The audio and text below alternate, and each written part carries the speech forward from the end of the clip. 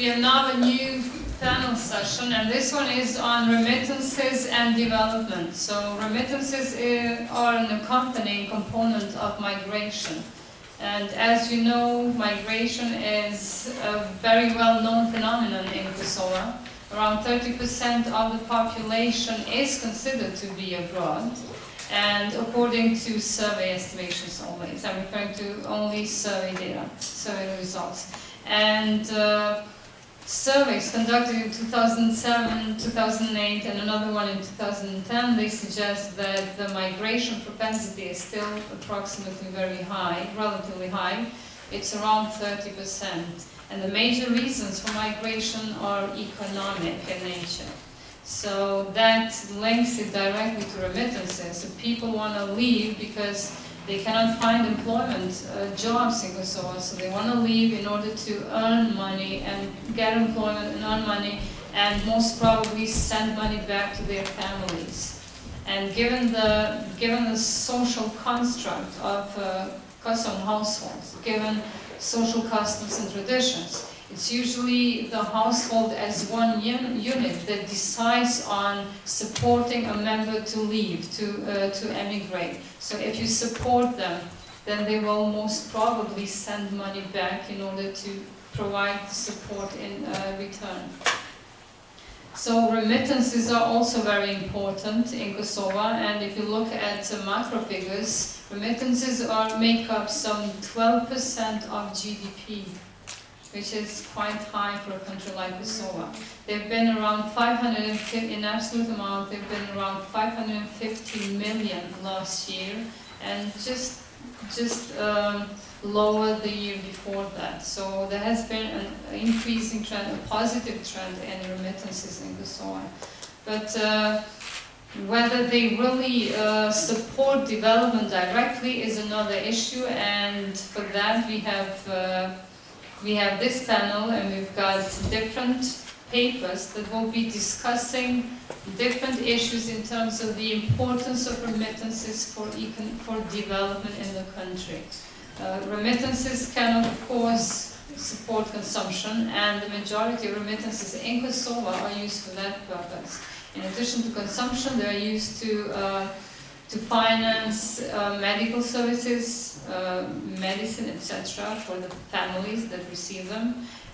Part of it is also used for children's educational attainment, to cover education expenditure, especially higher education. And all these, but they can also be used for businesses. In 2007, remittances have covered most of the investment that were done during the privatization process. So most of the privatized enterprises in 2007 and before were done through diaspora money, through remittances. So this is a very important effect that remittances have had on economic development. But as I said before, there can be direct effects and indirect. So indirect, even if families cover consumption expenditure through remittances, that too will serve as an economic development effect of remittances, because it's indirect due to multiplying effects that will be transferred or transformed into economic development events. So before I continue and talking about it, I will give the floor to Mr. Korovilas, who has a presentation on economic development in Kosovo, remittances and distortions in Kosovo's economic development after 1999. Mr. Korovilas will set the Dutch disease case of the Netherlands into the context of Kosovo by focusing on whether remittances might or have caused the Dutch disease in the Kosovo economy.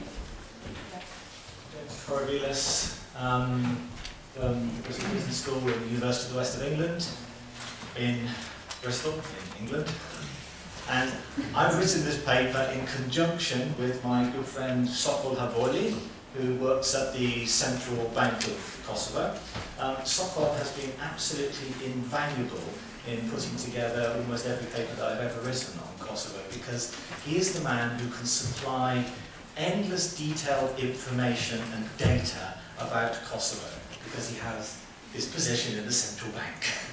Okay, so I have huge gratitude to him, and I want to thank him in his absence for his contribution to this paper, and also offer his apologies because he can't be here because he's currently studying his PhD in Staffordshire. But anyway, I promised Sokol that I would acknowledge him, and I have done so. And the paper, yes, so we put together this paper looking at the flow of remittances into the economy of Kosovo, and I'm going to consider two issues in this paper, and essentially I'm looking at the possibility that remittances can result in some kind of distortion in the development process in Kosovo. So the first issue that I'm going to look at is one of calculating and defining remittances. We know that remittances are entering the economy of Kosovo. As Mrika has pointed out to us, remittances form a vital part of Kosovo's income. We have a huge diaspora from Kosovo, mainly located in various parts of Western Europe. They supply hundreds of millions of euros of money into the economy of Kosovo every year, and this performs various functions in terms of supporting families, meeting consumption needs, and it also provides for investment in Kosovo.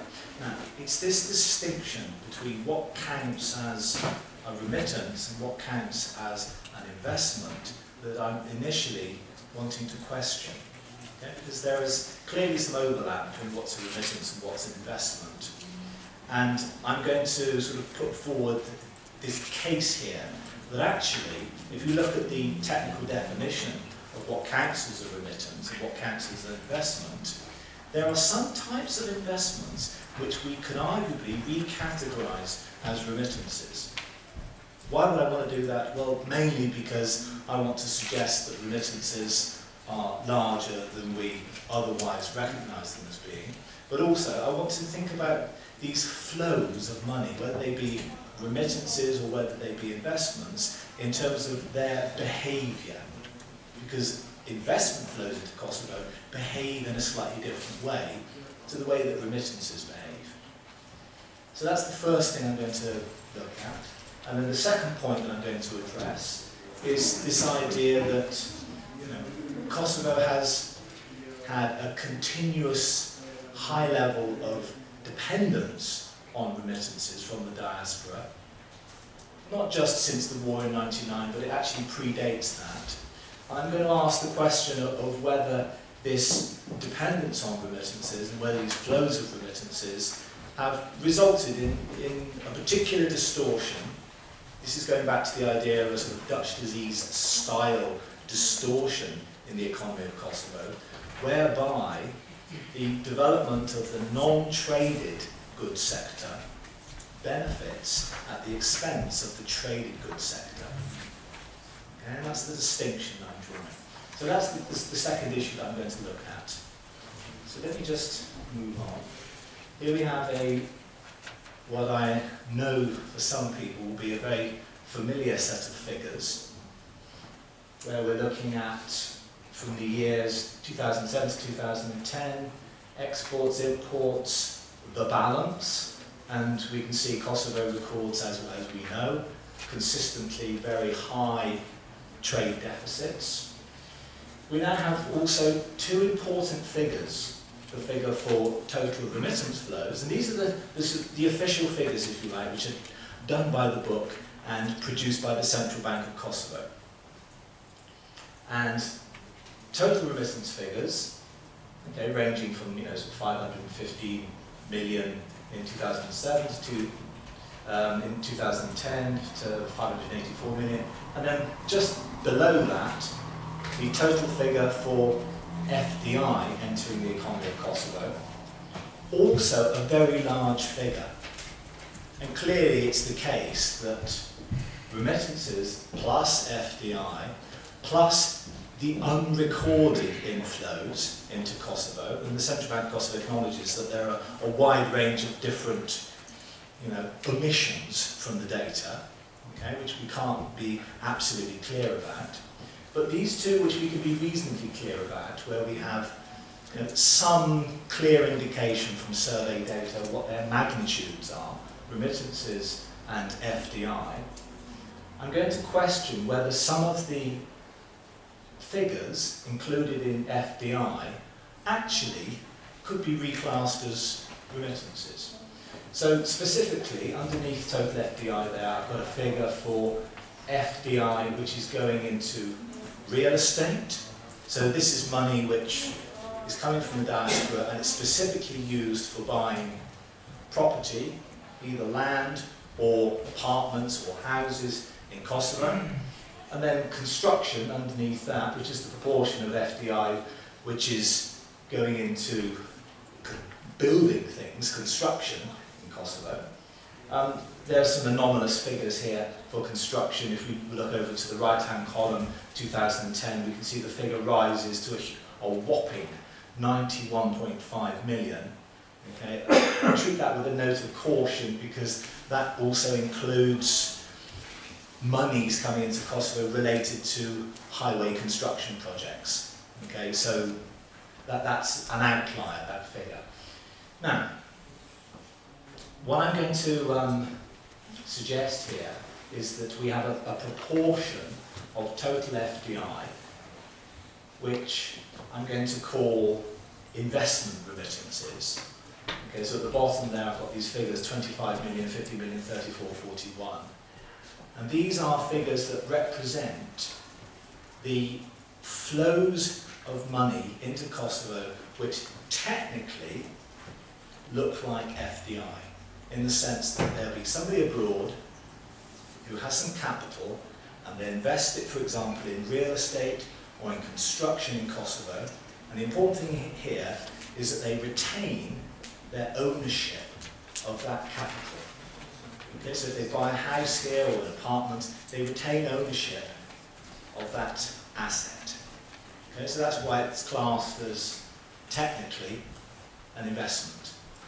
Okay, but I'm going to argue that actually the similarities between these flows and standard remittances are too great, and actually we can easily recategorize these flows as remittances. And if we do that, so if we take total FDI and we strip out all the flows which are clearly commercial investments, so investments by companies, investments strictly for commercial purposes, for the purpose of either benefiting from a capital uplift over time or benefiting from the profits which will be derived from that capital investment. We strip out those types of investments into Kosovo, what we're left with, the residual, are these in remittance style investments, okay, which is the bottom row.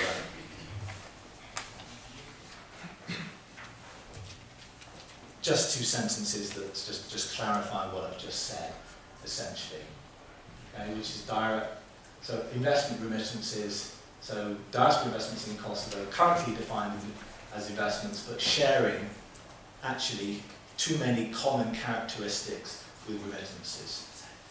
And then just how these figures were achieved, which is basically going back to the survey data which was collected by the Central Bank of Kosovo, going through the figures and removing the figures for investment flows into Kosovo, which were clearly commercial investments. And then what you're left with are the other types of investments which actually look like remittances. So when we think about the similarities between investment in real estate and remittances, so when I say investment in real estate, again, I'm just referring to that point whereby you have people from Kosovo, for example, living in London or in Germany or in Zurich, and then purchasing real estate in Kosovo. That type of transaction is very similar to a remittance for all these types of reasons. Firstly, there's the non-commercial aspect of these types of transactions. I'm saying it's non-commercial in the sense that remittances, standard remittances, are not directly associated with clear financial gains for the sender. They may be indirectly associated, but not directly. And diaspora investment actually is rarely similar to a clear sort of commercial investment. And then there's the issue of the retrievability. Again, sort of a classic sort of function of remittances is the fact that there seem to be a sort of an irretrievable flow of money, in the sense that you put the money into the country of origin, but you can't necessarily simply take it back out again. There's an irretrievable element to it. The money will either be consumed, okay, or it'll go into real estate. It'll go into something whereby you can't just bring it straight back out again in the way that you might be able to do if it was an investment. So I know in theory, if you're living abroad and you buy real estate in Kosovo, in theory you can retrieve that capital. In theory you can sell real estate in Kosovo and take the money out again. But my argument is that in practice that very rarely happens. And it very rarely happens for a number of reasons, which is that that money isn't necessarily earmarked as a clear investment. Property, the real estate in Kosovo, is bought for other reasons, such as the need to retain links with homeland, or provide accommodation for other family members, or provide the idea of a link for yourself with the country of origin. And so for all those reasons, withdrawing that capital is a rarely occurring event.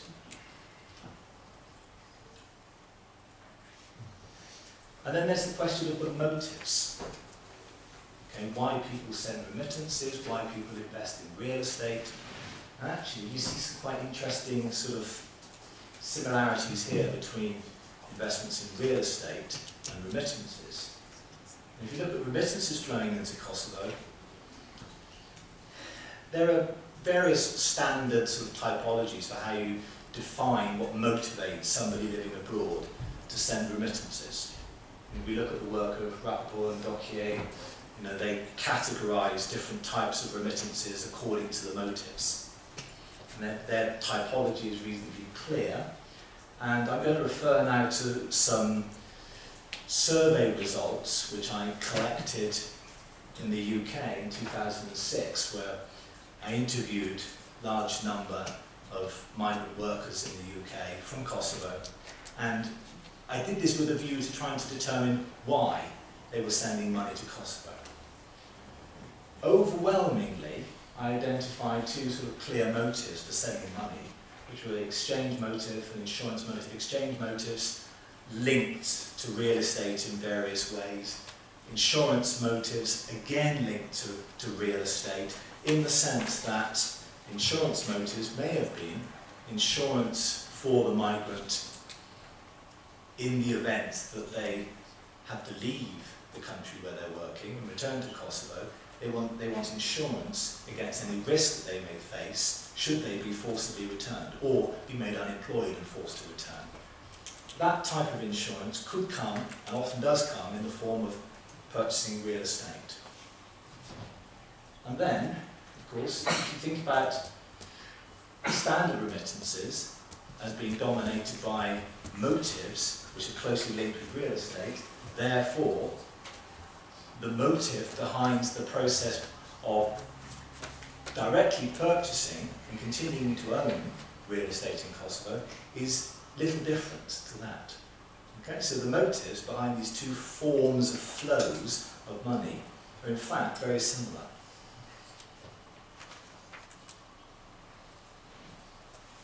The difference between investments which are going into real estate and standard remittances is essentially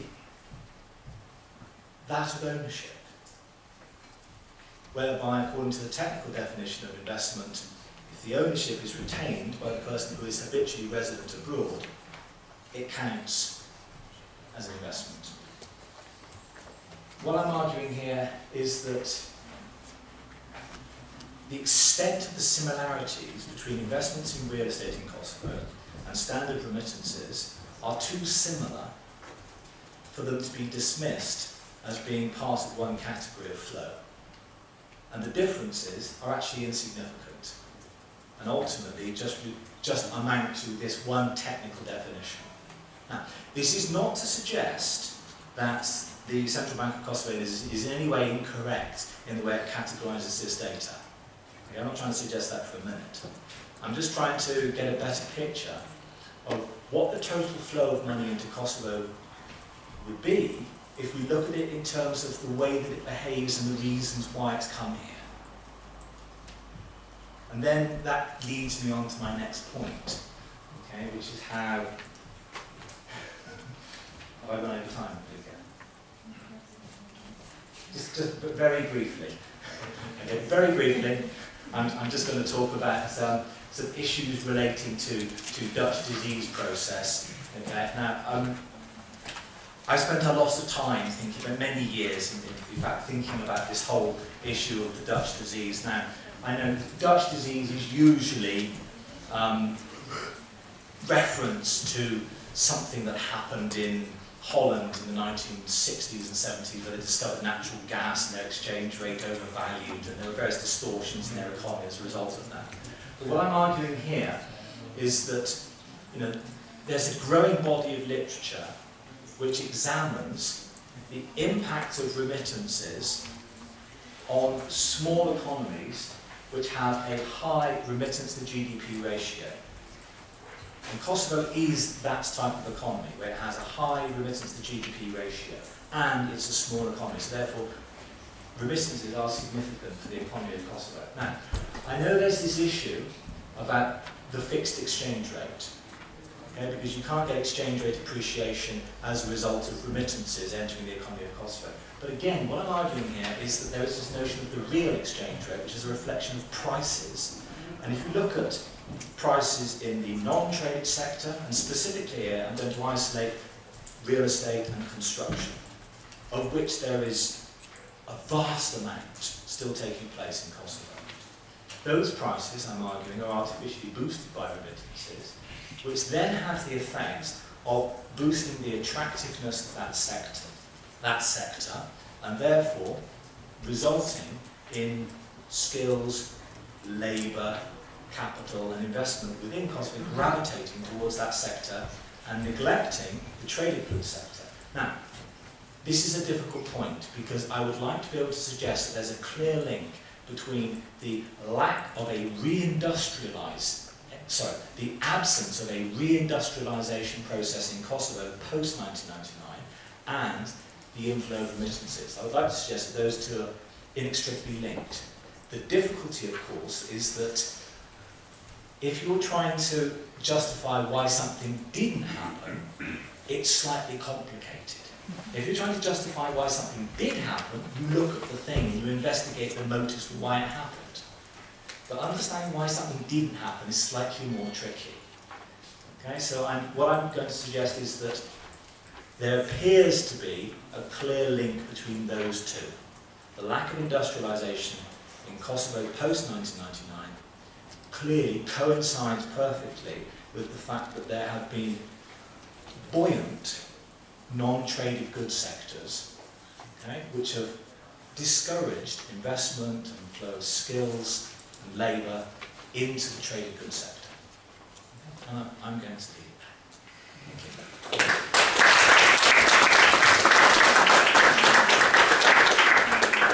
Thank you, Mr. Korovilas.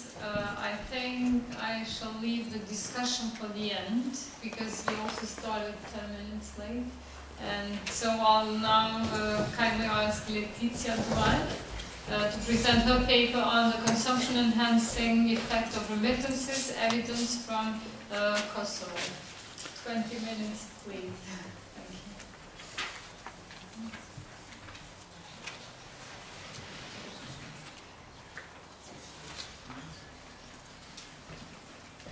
Thank you. present a paper, The Perception and Until Effect of Remittances, Evidence from Kosovo, co-written with François-Charles Wolff. Let's begin with the motivation of this study. Why did we undertake this research? Well, while previous literature has provided an extensive analysis of the determinants of remittances, less attention has been devoted to their welfare implications. And there is a conclusive evidence in the literature that remittances have a very strong poverty elevation impact. However, there is conflicting evidence about the impact on remittances and income distribution.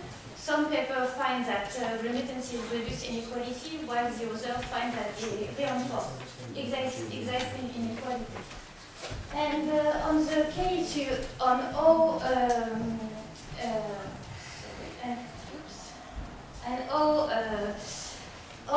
households are spent, the remittances are spent by household, the results are mixed and they strongly vary across the country.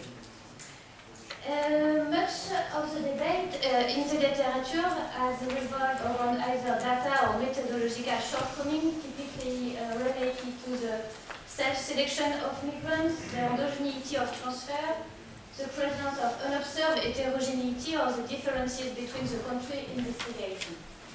So, this issue represents an interesting and challenging research question and with the need for uses of special economic techniques. And finally, from a public policy viewpoint, it's also crucial to understand the dynamics of remittances on welfare and inequality, especially in a country that Kosovo in a challenging process of economic development. And in order to further explore and refine this debate, the aim of this paper is to present empirical evidence on the impact of remittances on welfare, proxied by per capita consumption, using two household surveys conducted in Kosovo in 2000. And the originality and the contribution of this paper is that while the previous papers focus on the average level of consumption, we shed light on the distribution of consumption using quantity regression. And one of the big problems, as many papers on this issue, is the crucial question whether of remittances can be really considered as exogenous. And there is, of course, the problem of potential presence of unobserved heterogeneity. And for instance, endogeneity may be due to the presence of omitted variables. And remittances should be highly correlated with the characteristic of the migrants and with the measure of household wealth. So in these papers, remittances are treated either as exogenous and endogenous with treatment effect models. So concerning the data, we use data from the Kosovo Remittances 2010, which is an unusually rich data set collected by the United Nations Development Programme. And the key feature of this household survey is that this household survey is focused on remittances phenomenon. And we have information on the level of household income, the amount and distribution of expenditure, and also the amount and uses of remittances. And another another advantage of this survey is also the large number of observations, because we have a representative sample of 4,000 households. Let's continue with the presentation of the results. As a preliminary step, we are interested in measuring the impact of remittances on consumption. And firstly, we study the effect of the explanatory variables on the conditional mean of per capita consumption. So we estimate this equation and think about that in this equation, remittances are considered as exogenous. This means that we neglect the possibility of a correlation between remittances and the error term, and which could be the coefficient of the remittances variable. And as I have a lot of results to present and that I don't have time to go into each table with further detail, I present only the result for remittances variable, the last column in red color. And as you can see, maybe not very well, okay, I explain. We find a positive relationship between the receipt of remittances, significant at the 1% level. Since our dependent variable is expressed as a logarithm, we deduce from or estimate that the consumption per capita is 18% higher when the household receives remittances. So this means that remittances contribute to the welfare of households in Kosovo. Secondly, we study the impact of remittances along the consumption distribution using continuous regression. And the idea here is to understand the influence of remittances at the bottom, median, and top of the consumption distribution. And in the next table, I present the coefficient at the 10, 25, 50, 75, and 19%. And here we assume also that remittances are exogenous. So, assuming exogeneity of remittances, our main result is that the role played by remittances is higher at the bottom than at the top of the consumption distribution. In other words, poor household benefit more than rich household from remittances in terms of welfare improvement. And for instance, we deduce from our estimate that the level of consumption increases by 23% at the 10th percentile and 14% at the 90th percentile. And thirdly, we turn to the estimation of quantile treatment effect. We now focus on the causal impact of remittances on consumption distribution, and there are several estimators for QTE. We have to distinguish between conditional and unconditional effects with either exogenous or endogenous treatment variable.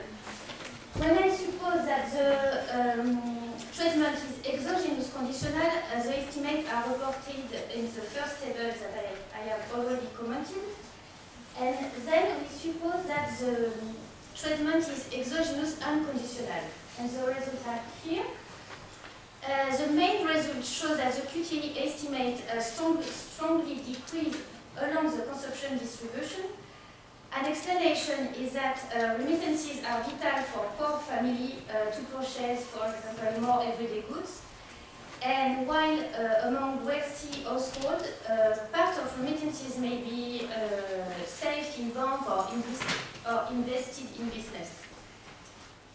However, the previous estimator behind either receipt of remittances is endogenous, and since we are not able to estimate the fixed effect models because this is not panel data set, we need to take into account the heterogeneity, the unobserved heterogeneity, so we use an instrumental variable. And unfortunately, the UNDP survey offers very little possibility. So we consider the number of family members living outside Kosovo as an instrument, and this variable should be strongly correlated to remittances, as a larger of migrants offer much more opportunities to receive remittances. However, the number of migrants does not affect the level of consumption other than through the receipt of remittances. And as shown in this table, the QTE estimates are larger after accounting the endogeneity of remittances. Another result of this table is that the QTE estimates are much higher in the lower part of the distribution. And as a final step, we calculate the unconditional endogenous QTE, and we find very similar results. So this is the first part of the paper. Concerning the second part of the paper, and since Kosovo has experienced deep transformation over the last decade, we also study change in consumption remittances relationships over time. And we combine the UNDP household survey with the Living Standard Measurement Study, which is a household survey conducted by the World Bank in 2000. And note that this dataset, contrary to the UNDP, is not a survey about remittances, but we have questions about the migration history and remittances. And also, this LSMS household survey is very interesting because it's in 2000, so just 1 year after the conflict. So it's very rarely in the literature about remittances to have this type of data. And keep in mind that we need to have similar questions in both datasets to make the comparison. So, for the purpose, we pull these two datasets, and assuming that remittances are exogenous, we estimate the following quantile regression. So, this equation means that for the Q quantile of the consumption distribution, the coefficient K, so you can see the coefficient K, indicates whether the influence of remittances has changed between 2000 and 2010, and if we find a K positive and significant, this means that the enhancing effect of remittances on consumption is increasing over the period. So the results are presented in this table. A first finding is that the impact of remittances is decreasing along the consumption distribution. And the second important finding is that while the level of consumption has increased between 2000 and 2010, the term crossing reset of remittances time years is not significant. So this is this one. This is an interaction variable. So finally, that means that the positive impact of remittances on consumption has not changed between 2000 and 2010. And so we decide to further study change in consumption over the period by decomposing the difference into one component that results from differences in individual characteristics and another component that is explained by the difference in the reward to identify observed characteristics. And we perform the decomposition at the average level of consumption and after at the various percentile of the consumption distribution. We begin with the results from a decomposition at the mean. And we find that the average level of per capita consumption had increased by 22% between 2000 and 2010. And detailed decomposition provides also additional information on the potential role played by remittances on the consumption gap. And we find a negative coefficient for the remittances when considering the explaining part of the consumption gap. And we find also that the remittances dummy is not significant in the explaining part. And the results from of the quantile decomposition show that the gap in consumption does not remain constant across the consumption distribution. And also we find that the difference in living standard between 2000 and 2010 is much higher at the top than at the bottom of the distribution. And in fact, the increasing shape of the total gap in consumption is mainly due to the difference in return to observable characteristics. And so, since the impact of remittances on consumption is much higher at the bottom of the distribution, remittances can absolutely not explain the huge increase in consumption among the more well-off people in Kosovo. So we are very close to the end now, and I would like just to conclude. Clearly, our results show that remittances are an effective mechanism for alleviating poverty in Kosovo by enhancing the consumption level of the poorest. And the result from quantile regression shows that the benefit of remittances is much higher among the most vulnerable households. And it's interesting, maybe just for economic tricks people, I don't know, but we reach very similar results when remittances are treated either exogenous or endogenous variable.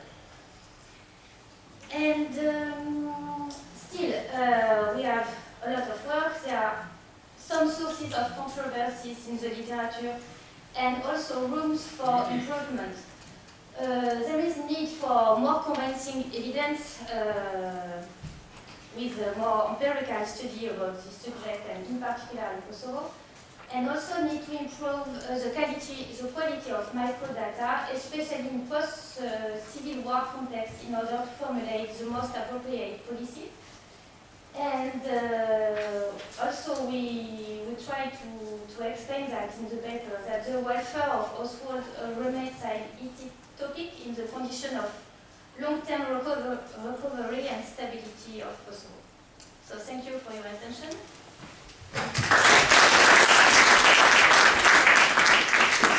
Thank you for the presentation, and we'll continue with the last presenter for this session, Mr. I hope I'm going to pronounce it correctly, Bideleux. Okay. The title is Kosovo and the Kerala Model of Social Capital and Economic Development. So let's see whether we have any lessons that can be learned from Kosovo, by Kosovo from the Kerala model. Thank you. First of all, I'd like to thank the organisers for inviting me and the sponsors for making it possible for me to come. I'm currently in a department of political and cultural studies, but actually my main speciality has been in the long run as a specialist on development patterns and strategies, partly because I was originally trained as an economic historian and began my academic life as an economist, and then worked in development studies for quite a few years. This relates to the fact that I'm looking at Kosovo from afar. This is my first visit, and therefore my starting point has been really to read the statistics. I daren't venture a paper that would comment extensively on the politics, or let alone the society and culture of Kosovo. That's too difficult to comment on from a long distance. But one can try to interpret statistics. But I emphasize that interpreting the statistics is more of an art than a science, and that different people will interpret the same statistics very differently, or can do so. My key assumption in this paper is that the paramount need for Kosovo, as a relatively poor country, the second poorest in Europe after Moldova, with a 40 or 45% unemployment rate, is to generate additional employment and to try and ensure that the basic social indicators are improved, the education, healthcare, life expectancy and so on, or at least maintained in the case of Kosovo, rather than the kind of single-minded fixation on maximising the growth of GDP, which is the prevalent approach to development in most of the world, and strongly encouraged by the international financial institutions and by neoliberalism. My take on the kind of global situation is actually very similar to Susan's, in that I have an innate mistrust of the prescriptions put forward by the international financial institutions, which are essentially neoliberal, and their chief paymasters are the Western neoliberal countries who expect these pipers to play the tunes that the Western countries want, and to serve the interests primarily of the Western sponsors rather than the people that they're supposed to be helping, although it is possible that in certain circumstances these objectives may coincide or converge.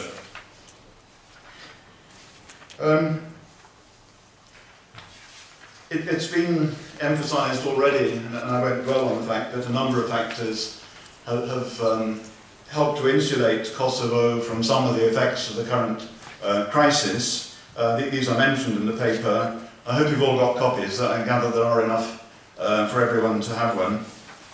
If you haven't got one, there are more still available. So I won't go into that because we can take it as read, it's already been covered. But what I would emphasise is that although Kosovo statistically appears to have weathered the crisis well, clearly all is not well on the ground, given the continuing very high levels of unemployment and the widespread poverty that this necessarily gives rise to. The main thrust of the paper is to argue that Kosovo's best prospects lie in promoting services and really agreeing with previous presenters that other than base metals, Kosovo doesn't appear to have any comparative cost advantages in industrial activities. And therefore, really, services probably offer the best prospect. And for that reason, I'm arguing against the prescription in recent IMF reports on Kosovo that Kosovo should actively promote industrialisation and move away from the current model, which is based primarily on services and remittances. But that said, I'm not taking a kind of dogmatic or doctrinaire stance against manufacturing and industry. It seems to me conceivable that there might be areas where Kosovo could develop a comparative cost advantage, the most obvious one being possibly the processing of agricultural products, which countries like Italy and Spain have developed very successfully, albeit on the basis of very large-scale agribusiness rather than the very small enterprises that still predominate, as far as I've been able to gather, in Kosovo. So I'm not kind of doctrinally against promoting industrialisation. It's simply I don't see much practical possibility for Kosovo to successfully promote viable industrialisation, especially in a European and global environment which is becoming increasingly harsh and inauspicious for new entrants into the industrial field. Partly this is because of the problems in the Eurozone and in the European Union more generally, not just the Eurozone countries, which are on severe recession. That creates an unfavourable climate for embarking on industrialisation. But perhaps even more importantly, the fact that East Asian and South Asian countries and Brazil and Turkey and South Africa and other new industrial countries are so successfully industrialising on the basis of very low wages and very low costs means that for Kosovo to try to embark on industrialisation in the face of that kind of very formidable competition means that Kosovo would have to drive down wages to probably unacceptable levels to have production costs that could begin to match those that are being witnessed in Asian countries especially. I think also with the Eurozone crisis we're not just talking about a temporary situation. The latest issue of Foreign Affairs has 3 articles by Timothy Garton-Ash, Fred Bergstein and Adam Tooze, which argue that, at least in the case of 2 of those articles, the Timothy Garton-Ash and the Adam Tooze articles, that the Eurozone crisis is going to carry on for quite a long time and may be a terminal crisis for the Eurozone as an institution, but also possibly severely damaging for the whole European project. It's been suggested, calculated by some economists, that the collapse of the euro would result in at least a 10% reduction or contraction in Eurozone GDP and possibly European Union GDP. But I suspect that may actually be an underestimate of the impact. Also, as I've highlighted in a recent chapter that I've published in the Oxford Handbook of Post-War European History, which was published in May of this year, I think where I write, it's a chapter on European integration and the Eurozone crisis. I think all the bailouts and all the new transfer mechanisms and so on that the European Union is setting up, or the Eurozone is setting up to try and deal with the Eurozone crisis, actually don't address the fundamental problem, which is the exchange rate, the single exchange rate, which renders the exports of southern European countries and possibly even France and Ireland and Belgium in the long run increasingly uncompetitive in international markets. And I think here the fact that Kosovo is using the euro as a currency means that in a sense Kosovo is facing the same kinds of problems as Greece and Spain and Portugal and Italy in trying to compete as an exporter of industrial products. It's tied itself to an intrinsically overvalued currency. At least it's overvalued for these southern European countries. It may be slightly undervalued for Germany, but overvalued for the southern European countries. So I think for all these circumstantial reasons, not inherent doctrinaire reasons, that there is very little favourable prospect for trying to turn Kosovo into an industrialised economy. On the other hand, the reason why I honed in on the Kerala model is Kerala is one of the best examples in the developing world of an economy of about 35 million people, i.e. it's quite a large economy, the size of, or bigger than many European states, has developed successfully for about 50 years, since the late 1950s, on a combination of remittances. There's a long tradition of people from Kerala migrating to the Middle East and to East Africa and to other parts of Asia, and remittances account for about 20% of Kerala's GDP, and financed major development of infrastructure, of real estate, of tourism, of new high-tech industries, information and communication technology-based and biotechnology-based industries, medical tourism, dental tourism, people going for Ayurvedic cures and so on, and cancer treatment in India, in Kerala. All these kinds of service activities are relatively labour-intensive and do offer the possibility of quite high value-added economic activity. And Kerala, despite being India's most densely populated state, and at the time of independence, I think it was India's poorest state in per capita income, has managed, on the basis of the development model, to achieve India's most favourable infant mortality rates, its most favourable life expectancy rates, the greatest degree of gender equality, a highly educated work. It's got India's highest literacy rates. It's also got a relatively low level of income inequality compared with other parts of India. And it has a very good record of poverty reduction, despite not having a high per capita GDP. It doesn't rank anywhere near the highest of the Indian states in per capita GDP, and yet its social indicators are by far the best in India.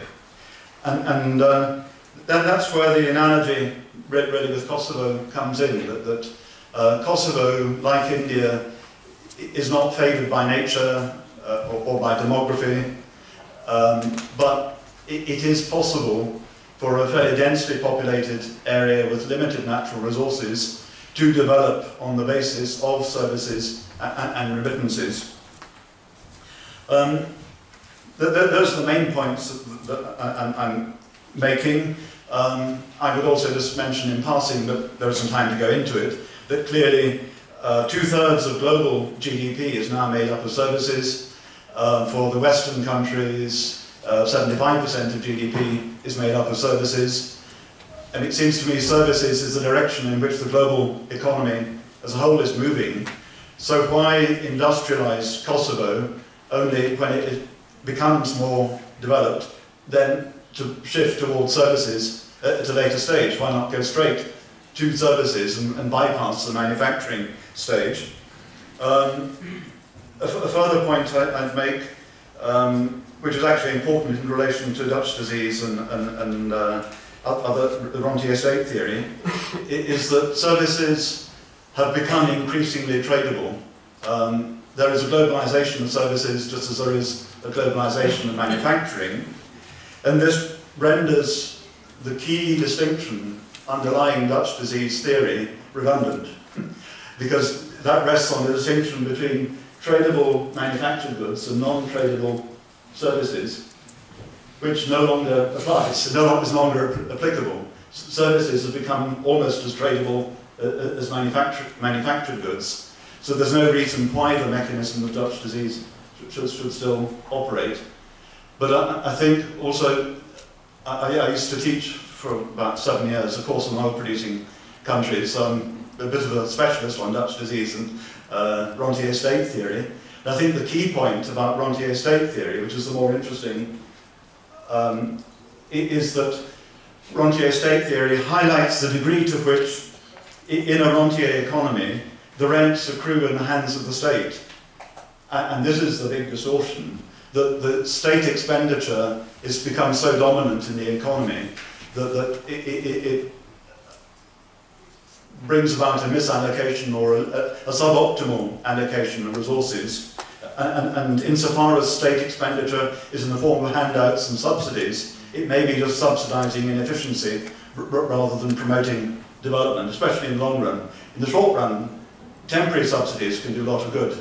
If they become permanent, there is a strong inducement for people to take them for granted and to simply become inefficient or lose the motivation to reduce costs. Also, the rentier state theory highlights the degree to which the state, instead of the state being dependent on society for collection of revenue and taxes, society becomes dependent on the state, i.e. the state is the major source of the big pot of gold from which all benefits are distributed. And that also has a very blunting effect or damaging effect on incentives, work incentives, investment incentives, saving incentives in a society, which is why I think countries like Russia will actually suffer in the long run, are suffering already. They can't match the kind of levels of efficiency and productivity and incentives that are generated in non-rentier Western economies. How am I doing for time? 3 minutes. Okay.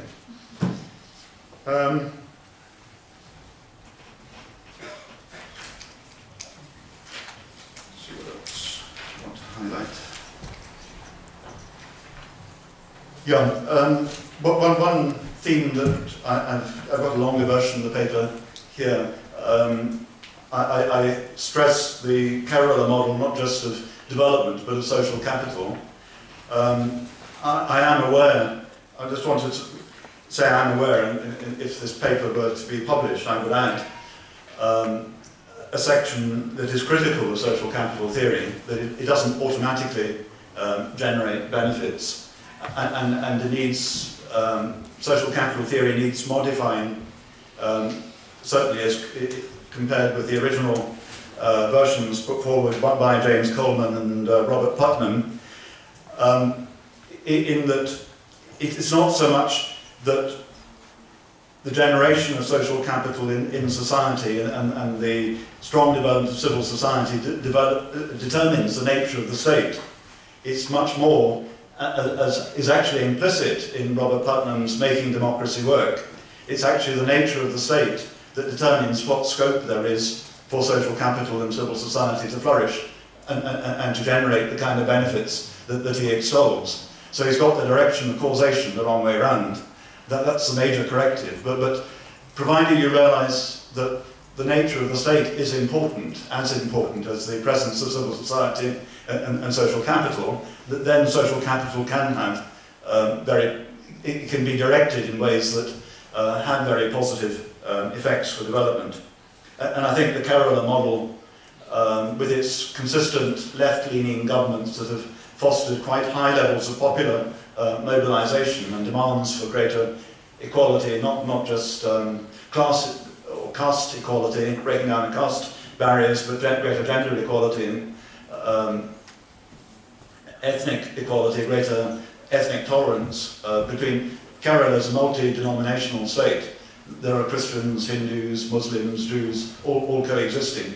And it's those aspects of social capital and civil society which I think are most valuable, and which, again, given the mixed composition of the population of Kosovo, are relevant to the Kosovo case as well. Okay, I'll stop there. Thank you.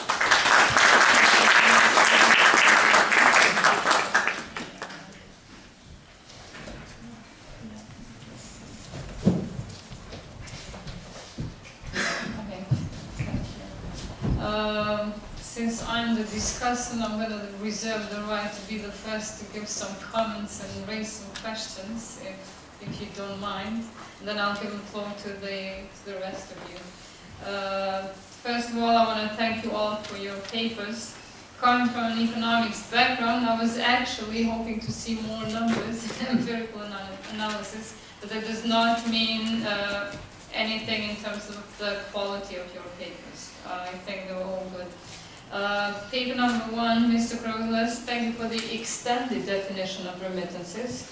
Now, you've added actually a new perspective in terms of considering investments also as remittances. And this is actually true, but when the central bank estimates remittances, they do consider remittances sent to the families, as well as remittances that are sent through the financial sector instruments, through bank transfers, etc.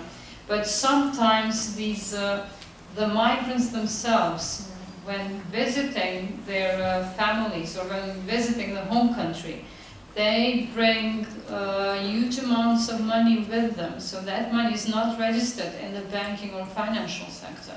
They bring the money with them, and then they sign the contracts and also simply just transfer the money to the seller of real estate, etc., and so on. So that is actually an important part of remittances that is difficult to be tracked and might not have been registered properly when estimating remittances in Kosovo. So I think that's a very important perspective of defining remittances.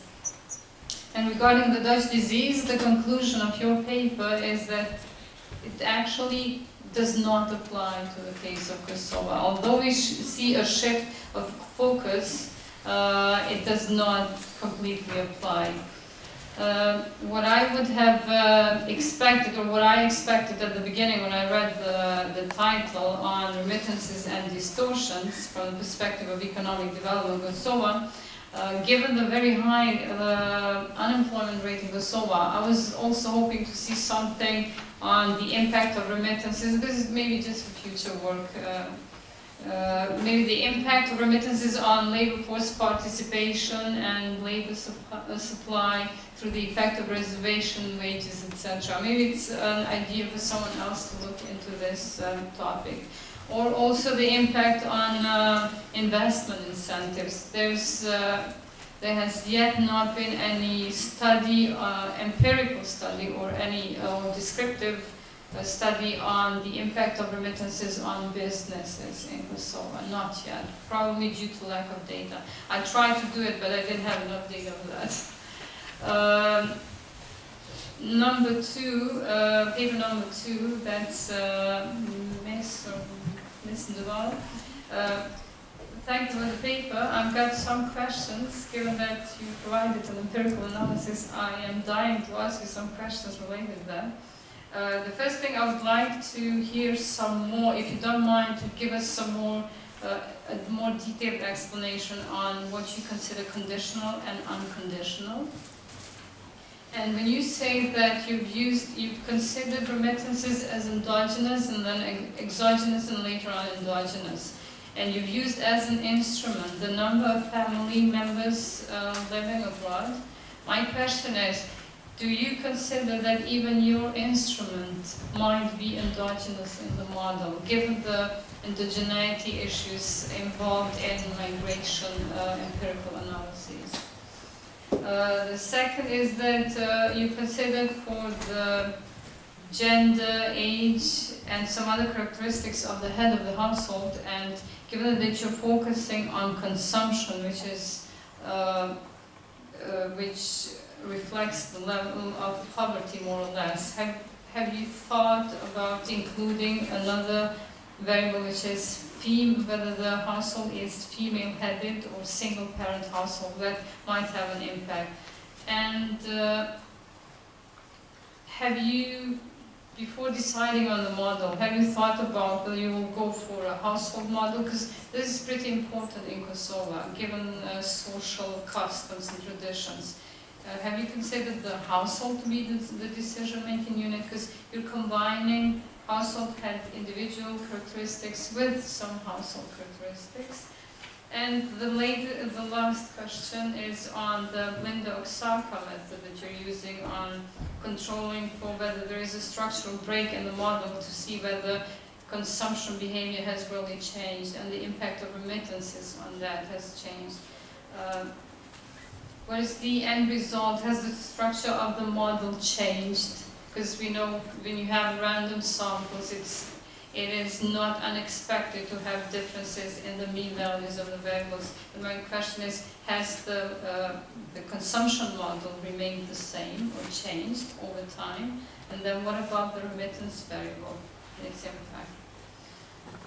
And the last paper on whether we can learn some lessons from the Kerala model in India. I thank you for that, for the presentation, Mr. Bideleux.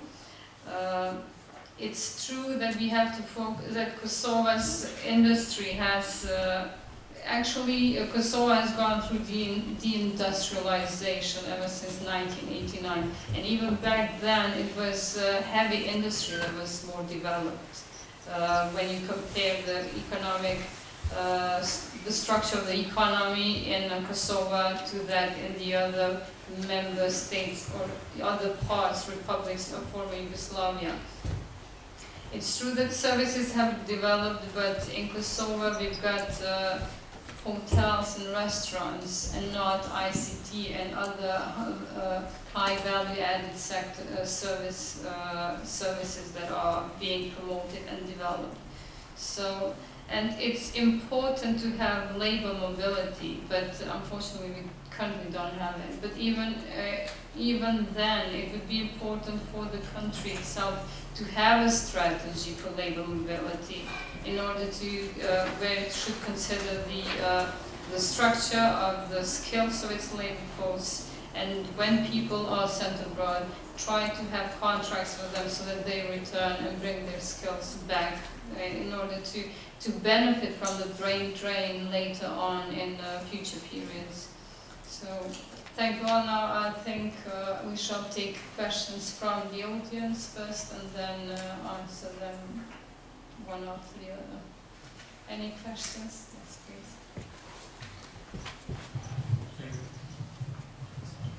Thank you very much. Hello everybody from the University of Massachusetts. This is a great panel. Remittances are a huge, very beneficial factor for economies of countries, developing countries, Albania, Kosovo, to take 2 examples. But the issue that I see, I'd like to ask you, the question is this. Actually, what basically these remittances are is you have a human capital being exported through immigration or legal or illegal to Western countries, and then these immigrants bring cash back. So you have a cash input back to the developing countries. Now, 2 days ago, IMF had a big warning from Tokyo to European Union countries, saying that the biggest problem that IMF sees within the European Union, Eurozone, is the deleveraging. Basically, cash is moving, capital is being moved from periphery countries of the EU zone to core countries. So basically what is this? Is cash being moved from southern European Union countries to northern European countries. Don't you think we have the same with the remittances, with the exception of irreversible real estate purchases? Through the various policies that we see in countries like Albania and Kosovo, the cash that comes from remittances basically goes back.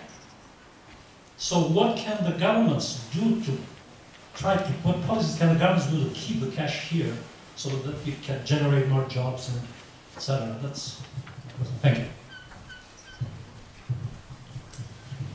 Was that the question for Mr. Korovilas? Okay. Well,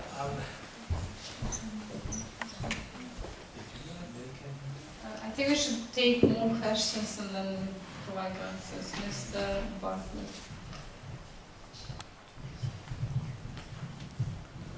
Okay, I've got two questions, one for James and one for Robert. For James, I mean, if this effect you're identifying is real, what would you propose to do about it? How would you divert the remittance inflow into productive investment?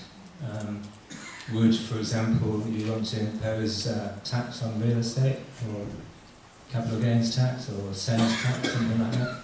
Would that do the trick, or something else? And for Robert, I don't think you told us what the population of Kerala is.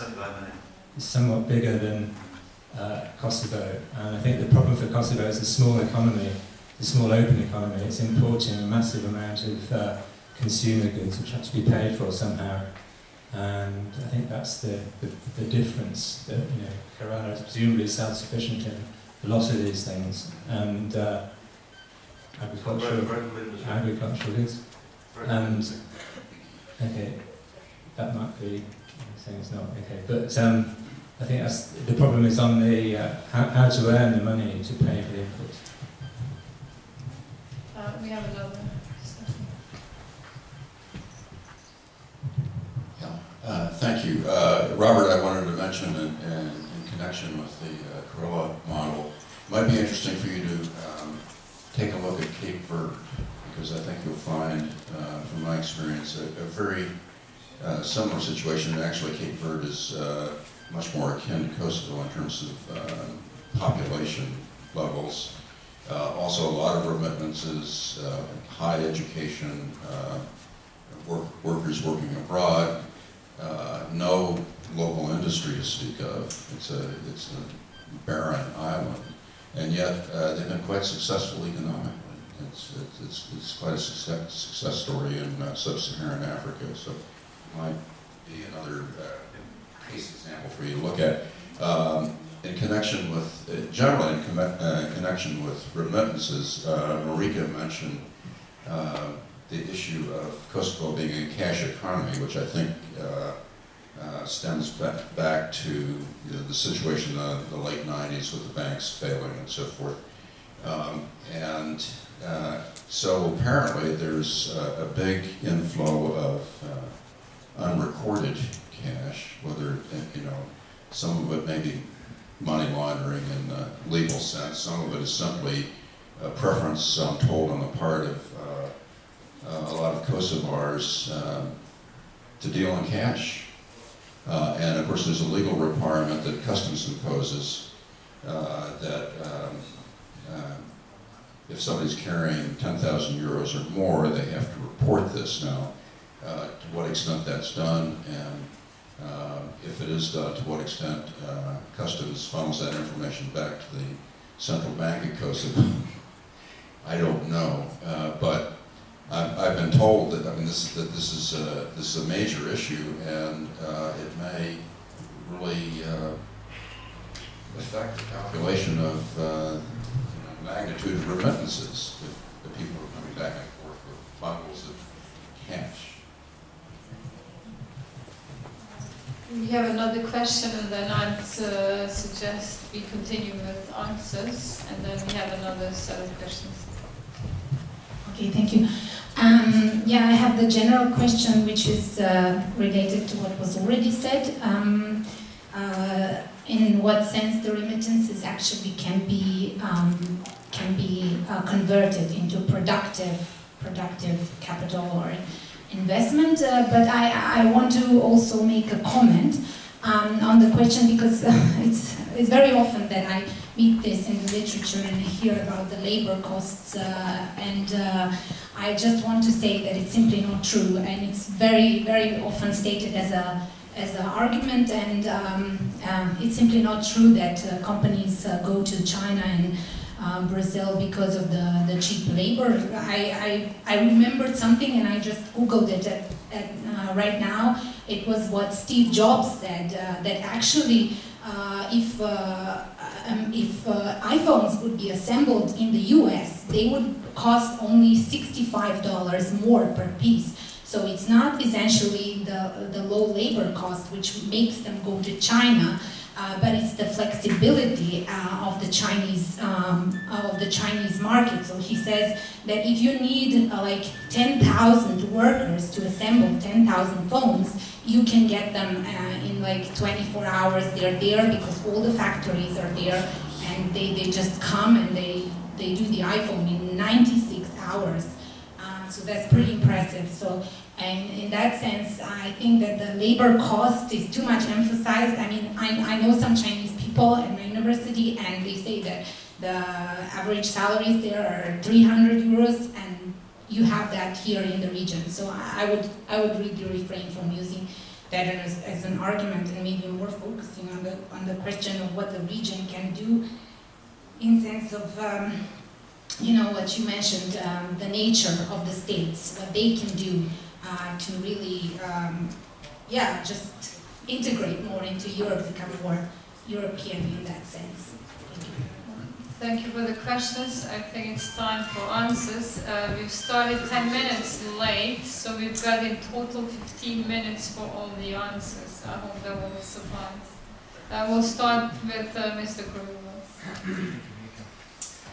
Okay, there's a couple of points which I immediately want to address. The one thing you raised about capital flight from Kosovo, okay? And I mean, I've spent a lot of time in Greece recently doing various sort of, research projects down there, so I'm well aware of capital flight.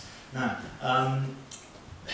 the received wisdom in Greece, and this is an economy that is facing acute capital flight issues as we speak. And the received wisdom in Greece is you can't really do much about it, because once you start imposing capital controls, you're into a completely different game. Now, you could do whatever you need to do in order to try and prevent people from fearing the risks which might face their capital should they leave it in the country. Okay, and I agree that's all you can do. And whatever that is, okay, is open to debate. So I can't give you a clear, crisp answer on that, and I apologise for that. Okay, but anyway, moving on. And the point that Will raised, which I think is an incredibly important one, about remittances. Now, we know that there's a vast amount of remittances coming into Kosovo. We also know that trying to estimate the total size of them is slightly complicated. The figures that I was referring to just now, these were sort of official figures, if you like. The flows that we can sort of point to.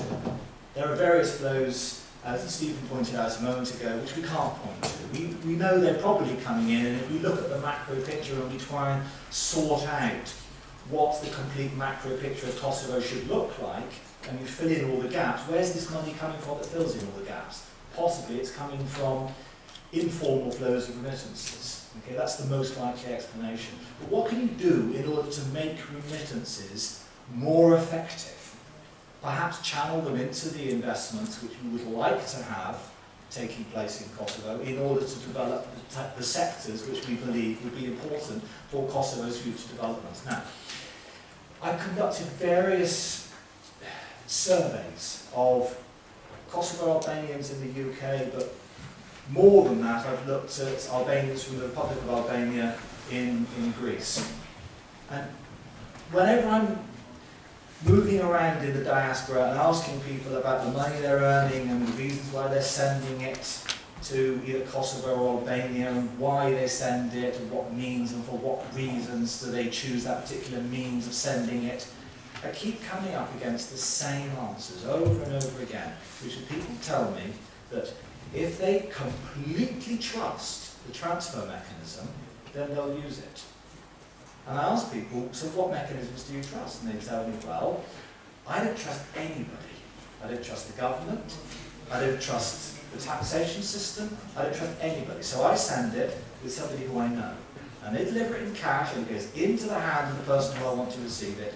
That way, I am absolutely certain that it goes to where I want it to go, and if anything goes wrong, I know exactly who's involved in this process, and I know who to confront. Okay? One thing. And then there's issues to do with banks. Some people trust banks, so they send it through banks. And I know that a lot of transfers into Kosovo come through the formal system because they trust the banking system.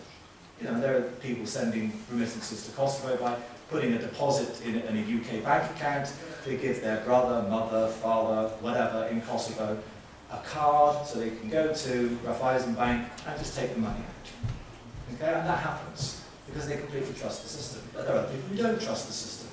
So what can we suggest? I mean, what could a system be which is effective? In other words, it channels this flow of money into investments, but at the same time is trusted and used. Well, it has to be a completely secure system where the people who are using it have absolute faith in it. So they know the money's not going to be taxed. They know that nobody's going to ask them any awkward questions. Where does this money come from? Where's it going to? And why? If you don't want to answer awkward questions, you're not going to send it through the formal system. My understanding is that a lot of people have got questions that they don't want asked. Okay, so it has to be completely secure, completely trusted, no questions asked. Is that a reasonable set of requests? If that's possible, then you could have a system which accumulates the money in Kosovo and then makes it available for lending out for other purposes. And whether that's possible or not, I don't really know. I don't think the formal banking system would get an answer for that. Thank you. I think we should continue to the next presenter, and then in the end take any other questions. Any questions? Okay. Thank you for your comments, and maybe some technical points concerning the difference between conditional and unconditional effect with either exogenous or endogenous transfer. I think, in fact, it's very easy. Conditional QT are conditional on a set of explanatory variables, so all the explicative variables that I put in my equation. And the unconditional effect indicates the causal effect of a treatment for the entire population. And concerning the instrument, probably you know that this is the most difficult point for econometric study in this moment with remittances. And as I explained, we consider the number of family members living outside of Kosovo as an instrument for remittances, and more exactly the presence of family members living in foreign countries, as we needed for a binary variable. And the idea here is that this variable should be strongly correlated to remittances, and by definition, this transfer has to be sent from anyone living as migrant outside Kosovo. And the idea here is that a larger number of migrants offer much more opportunities to receive money from abroad. And the assumption here is that the number of migrants does not affect the level of per capita consumption other than through the receipt of remittances. Of course, we have a lot of problems for the validity of this instrument, and the results are not very good. So we try also to take the number of transfer agency in Kosovo. So I found some data about Western Union agency in Kosovo, but in fact the results are not good. So this is only this instrument that we found. So this is the limit of the study. And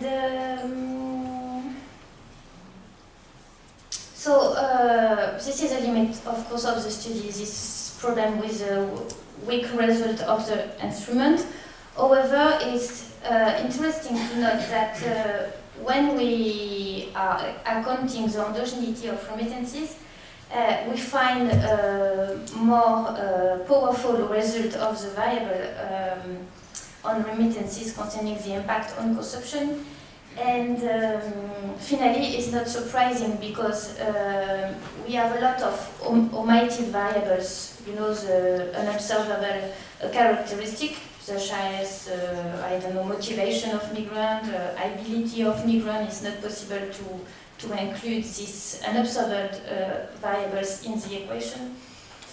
And the idea here is that the omitted variable, like household wealth or income, are respectively related to consumption, but negatively to remittances.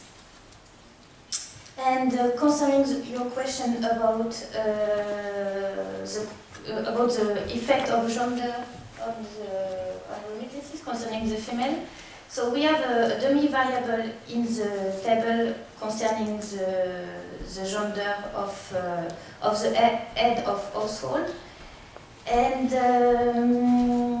we find, if I remember, that the gender, age, and I think also marital status of the head of household, all the time the survey is about the head of household, have no particular influence, is not significant in the estimation on the average level of consumption. So I think it's a very interesting question, but for the moment the results are not significant for the question of gender. And about the comment on unrecorded remittances, my colleagues are working with macro data, you know, aggregate data on remittances. But I think that also it's very interesting to work on macro level data. And I suggest to you to go to see the UNDP survey about remittances, because it's very, very interesting question. And you have a lot of questions about what are the channels to send remittances, and I think that with the macro data it's possible to take into account the unofficial remittances. Of course, it's very difficult for migrants to speak about money and financial question, but I think with the micro data it's possible to have an idea about the proportion of unofficial remittances sent by migrants. And the UNDP survey provides, and it's very original if you compare with another household survey, a lot of questions about this type of unrecorded remittances. So thank you. Thank you. I had another question, but I'll ask you during the break because there's almost no time left. Mr. Bideleux? Regarding the last question first, that China's advantage may be more to do with flexibility than low wages. I think it has advantages of flexibility in addition to low wages, but the low wage advantage I think is unassailable in the sense that even after 30 years of growing at 9 or 10% a year, China's per capita GDP is still only 10% of the level of Western countries and of Japan. So it's still an extremely poor country with extremely low wage rates as a consequence of that. I know per capita GDP isn't synonymous with wage rates, but I haven't got the wage rate figures in my head, but I have got the per capita GDP, and it's a fairly good approximation in this context. On the question of size of country and comparability, I agree that Kerala, with a population of about 35 million, is a different kettle of fish from Kosovo in some senses, but actually I think it is, if it is possible for a country of 35 million to subsist to a large extent on remittances and migrant labour, then it actually ought to be more feasible, not less, for a small country to do so. It's easier for a small country to find a niche in the European market, labour market, than it is for Kerala to find a niche in the global labour market situation. The inhabitants of Kosovo have more assured access to the European labour market than people of Kerala do to still very closed labour market. These labour markets are very closed to people from South Asia. There are a lot of barriers to be circumvented. But whether Europe will, or the European Union will remain receptive and hospitable to people migrants from Kosovo is clearly something that must be a matter of concern.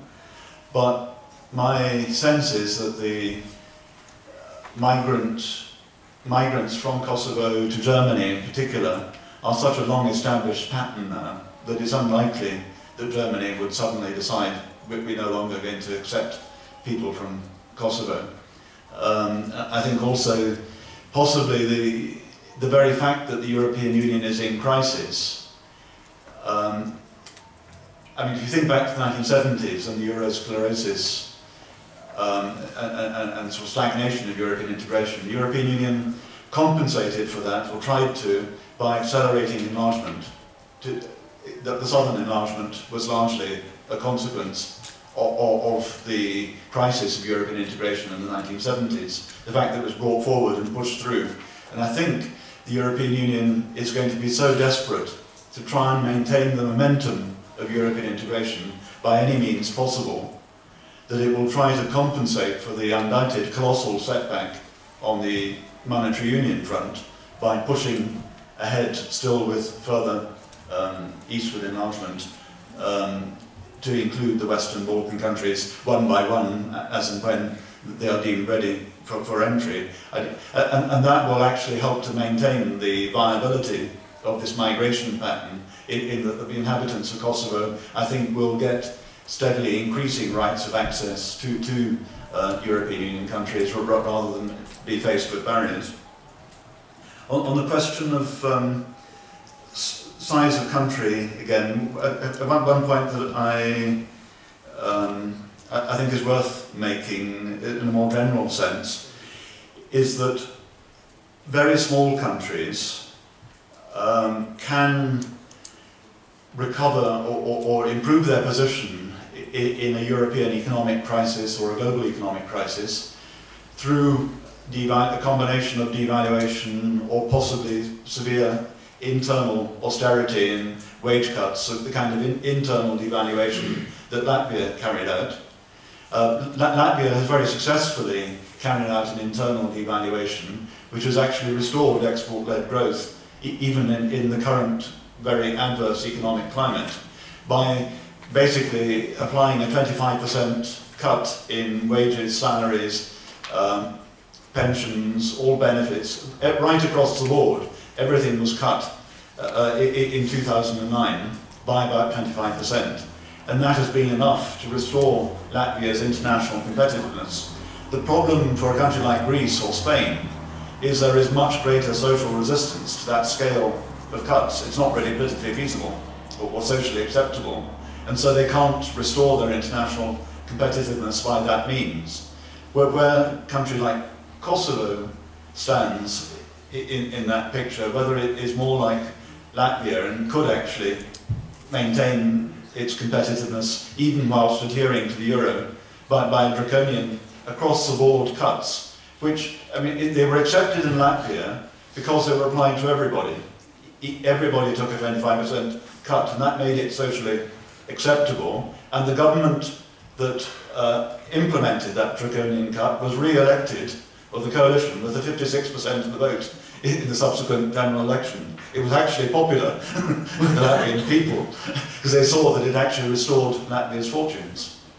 But strangely, that kind of response to the crisis probably isn't feasible in southern Europe and may not be feasible in Ireland and may not, I don't know where Kosovo stands, but in the 1930s, Finland carried out a similar exercise to Latvia very successfully and actually achieved a boom by the late 30s after a colossal austerity program and devaluation in the midst of the 1930s depression.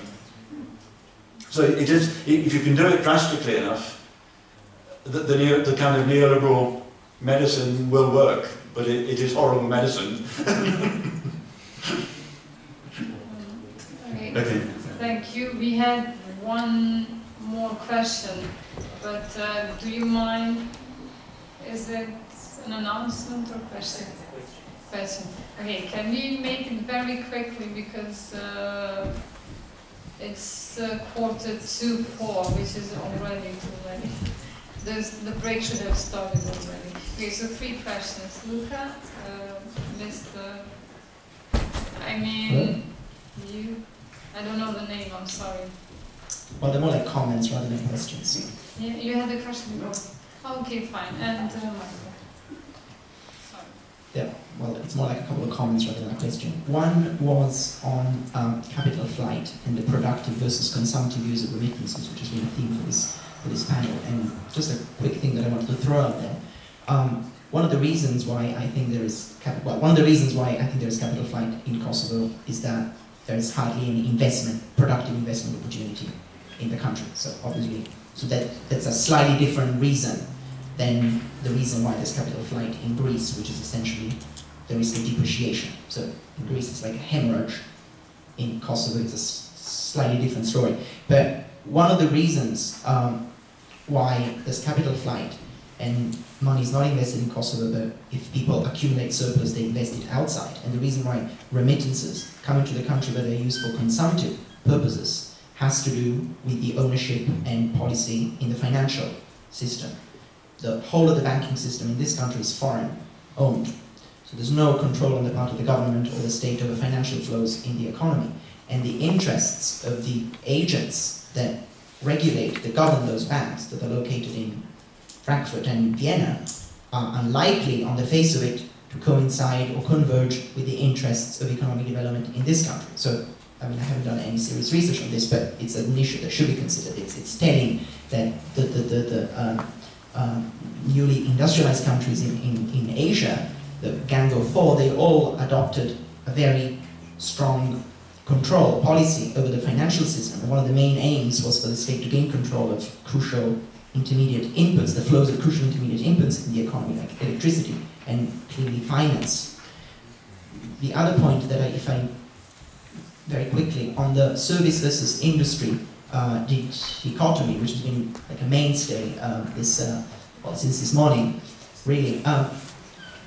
You mentioned, Robert, that you would advocate a policy that would just transcend the industrialization phase. You would advocate just jumping straight to services. I think that was very thought-provoking in your presentation. But empirically, I can't think of any developed country that actually, currently developed country that adopted that strategy in the early years of their development experience. I mean, just think of the UK. Way before it could start a financial services industry, it had to become an industrial power, right? I mean, it's all very well to say Cape Verde and Kerala, which may well have good social and gender indicators, but for all intents and purposes, they remain low-income countries. So maybe I don't know enough about them. So empirically, I would like to, what's a country that in its development experience jumped industrialization and moved directly onto services? And theoretically, services, investment in services in this country is unlikely to be investment in high value-added services, financial intermediation. I don't see JP Morgan establishing operations in Kosovo. It's going to be things like call centers, where the leeway for innovation is very little, and it's all going to be process innovation, which translates into lower costs for consumers rather than higher wages for producers. So the advantage of industry is that innovation is usually a process that translates into high wages. And this is something I mentioned in the presentation. That's why industrialization creates an upward pressure on wages. Thank you, Luca and Michael. Over there, you have a mic.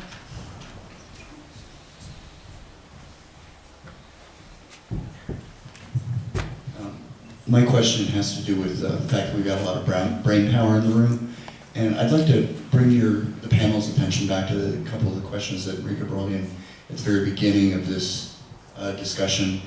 She mentioned the question that nobody has actually done good research yet on the effect of remittances on labor costs and reserve wages. And I think theoretically it's quite reasonable to expect that there is an effect. And then also the notion of since people are using remittances for consumption as opposed to investment, maybe just to live a little bit better, what kind of policies might the government here try to implement to try and make this a little more positive, for the local economy? Things that might convince people that it's a good idea to invest in businesses or other sorts of things. Again, just as a general discussion of what kind of policy recommendations might you guys make? I will have to correct you slightly. I was just saying that there is no research at all, not that it's not good. So there's no research. I think I understood that.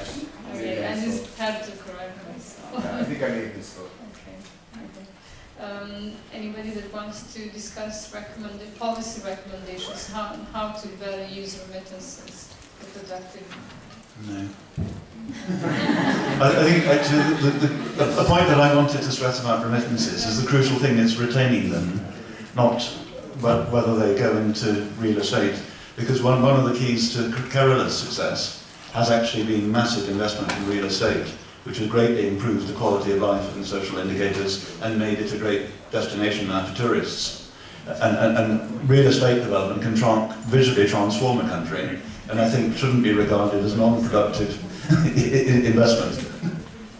Mr. Korovilas? Yeah, all I wanted to say is that the idea of channeling remittance flows into investments rather than just into purchasing real estate is in theory a good idea. But of course what often happens in Kosovo is that when somebody has a business idea, it's often setting up a company that imports something and then retails it in Kosovo. And I just question the value of that for Kosovo's development. Again, that sort of goes back to the whole point that I was saying about the way that real estate development tends to be a sort of a dominant force that sort of, distorts the development process. In response to Luca, could I just mention Switzerland? Switzerland developed services before industry. It's like the country of my ancestors. and it was on the mercenaries and other banking and so on. Switzerland later created industry, but it created services first. Partly because it was a landlocked, mountainous, barren country, but bearing some resemblances to... Well, I thank you all for your comments and questions, and I thank the panel members, the presenters.